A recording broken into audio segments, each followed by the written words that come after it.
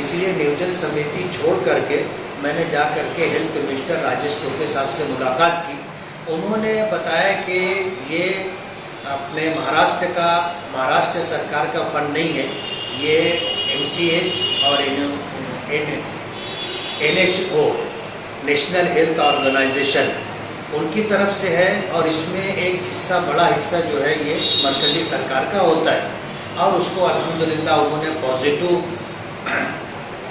ले करके उन्होंने कहा कि मैं ये काम करके देता हूँ, और काम शुरू हो जाए उसके लिए 5 करोड़ रुपए का मैं फंड रिलीज करूँगा। 2 दिन पहले आपकी हेल्थ मिनिस्टर राजेश टोपे से बातचीत हुई, तो आपने किन मुद्दों पर उन पर बात की है और क्या लेटर दिया है?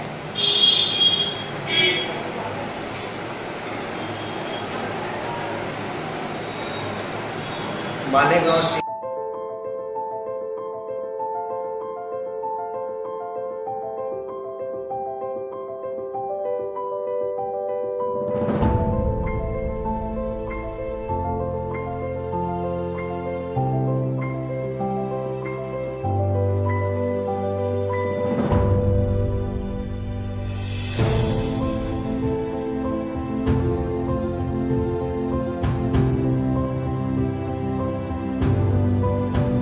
सिविल हॉस्पिटल में ख़वातीन और बच्चों के लिए एक हॉस्पिटल की ज़रूरत माजी से महसूस की जाती है।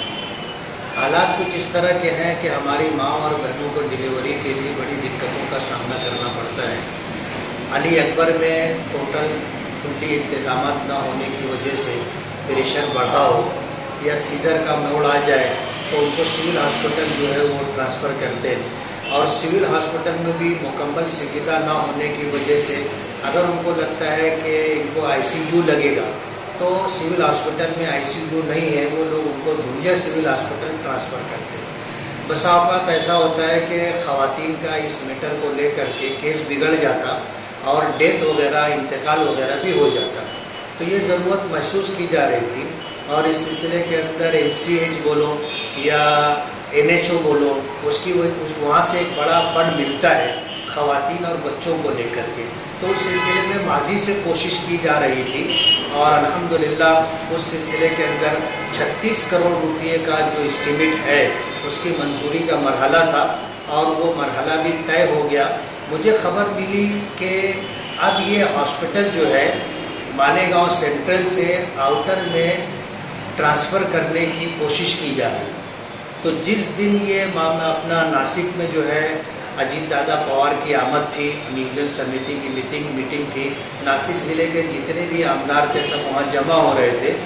इस मैटर को लेकर के मैंने ये महसूस किया कि अगर इसमें हम ताख़ीर करते हैं और अगर ये हॉस्पिटल आउटर में ट्रांसफ़र हो जाता है तो सेंट्रल के लोगों को बहुत बड़ा नुकसान होगा, जबकि आउटर के अंदर सटाना हॉस्पिटल जो कॉरपोरेशन का था, कॉरपोरेशन ने उसे हैंडओवर कर दिया, और वहाँ पर जो है आउटर के अंदर जो है ख़वातीन का जो मसला है वो हल हो गया है। मालेगांव सेंट्रल के लिए इस मसले के हॉस्पिटल की शदीद ज़रूरत है। ये महसूस करते हुए मैंने फिर फ़ौरन मालेगांव से बम्बई का सफ़र किया। नियोजन समिति में एक ऐलान होना था कि आने वाले बजट के अंदर मालेगांव या नासिक ज़िले को क्या बजट मिलने वाला है, उसमें मज़ीद कोई और काम था नहीं।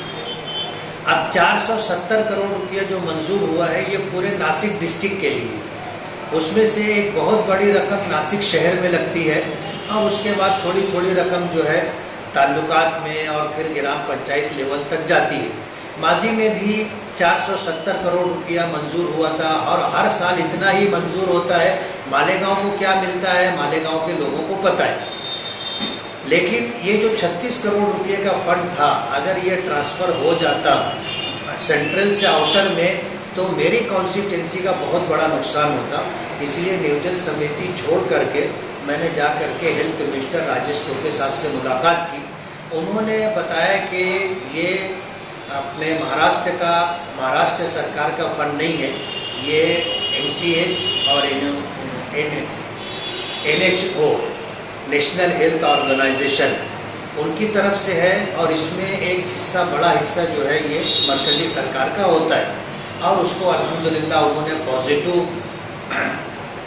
ले करके उन्होंने कहा कि मैं ये काम करके देता हूँ और काम शुरू हो जाए उसके लिए 5 करोड़ रुपए का मैं फंड रिलीज़ करवाता हूँ। इस सिलसिले में मेरा जाना हुआ था और अल्हम्दुलिल्लाह इस ताल्लुक़ से मैं मुतमईन हूँ कि मेरा वहाँ जाना अपनी कॉन्स्टिट्यूंसी के लिए बच्चों और ख़वातीन के इलाज व मुआवजे के लिए एक बड़ा काम हुआ है और मेरे टाइम में हो जाएगा तो मेरे लिए यादगार रहेगा।